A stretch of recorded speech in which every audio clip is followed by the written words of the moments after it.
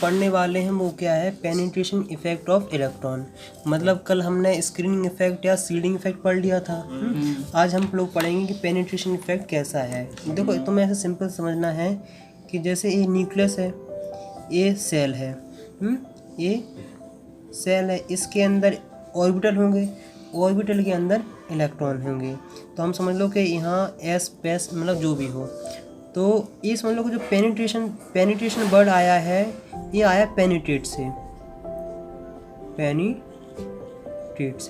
और पेनिट्रेट ये समझ लो कि जो पेनिट्रेशन इफेक्ट है, पेनिट्रेट ये बताता है attraction between electron and nucleus. मतलब पेनिट्रेशन इफेक्ट को हम ये भी बोल सकते हैं, पेनिट्रेशन इफेक्ट को हम ये भी बोल सकते हैं कि क्लोजर टू न्यूक्लियस। क्या है पेनिट्रेशन इफेक्ट, हम इसको बोलते हैं कि सबसे ज़्यादा जिसका ज़्यादा पेनिट्रेशन इफेक्ट होगा, जिसकी ज़्यादा पेनिट्रेशन पावर है, वो न्यूक्लियस के उतने ज़्यादा पास होगा। या फिर ये कह सकते हैं जो जितना न्यूक्लियस के पास है वो उसका उतना ज़्यादा पेनिट्रेशन इफेक्ट होता है। जैसे सबसे ज़्यादा पेनिट्रेशन इफेक्ट होता है एस का, फिर पी का होता है, फिर डी का होता है, फिर एफ का होता है। इसका मतलब पी एस के अंदर जो इलेक्ट्रॉन हैं वो ज़्यादा टाइटली बॉन्डेड हैं देन जो एफ के अंदर है। मतलब पी के अंदर, एस के अंदर मान लो जो इलेक्ट्रॉन 1 इलेक्ट्रॉन है और एफ के अंदर जो 1 इलेक्ट्रॉन है, एस वाला ज़्यादा टाइटली क्या है, बॉन्डेड है विद किसके, न्यूक्लियस के, देन एफ वाले के मुकाबले। यही शो करता है कि पेनिट्रेशन इफेक्ट। अगर जिसका पेनिट्रेशन इफेक्ट ज़्यादा होगा तो उसकी आयोनाइजेशन एंथैल्पी कम होगी कि ज़्यादा, जिसका penetration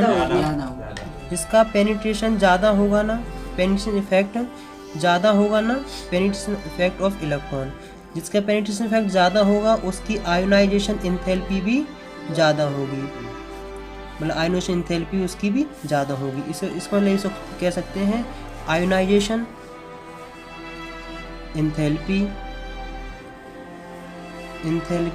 is directly proportional to penetration. तुम ऐसे भी याद कर सकते हो। एक मैं तुम्हें बात बता दूं कि आयोनाइजेशन एंथैल्पी हमेशा कैसी होती है, पॉजिटिव होती है। पॉजिटिव मतलब कि एनर्जी तुम्हें देना। केमिस्ट्री में तुम एक बात हमेशा याद रखना, फिजिक्स का थोड़ा उल्टा हो जाता पता नहीं, जब फिजिक्स पढ़ाएंगे तब फिजिक्स बताएंगे। केमिस्ट्री में नेगेटिव का मतलब होता है एनर्जी का रिलीज होना। क्या होता है, एनर्जी का रिलीज होना। और पॉजिटिव का मतलब होता है कि एनर्जी का देना, एनर्जी गिव करना, मतलब एनर्जी प्रोवाइड कराना।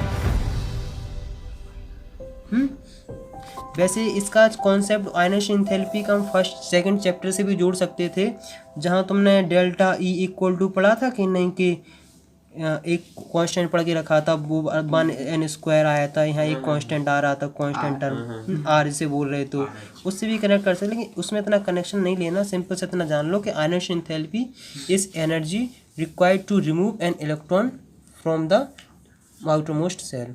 मतलब जो लूजली पैक्ड इलेक्ट्रॉन है उसको निकालने के लिए जितनी एनर्जी देनी पड़ती है उसी को कहते हैं आयोनाइजेशन एंथैल्पी।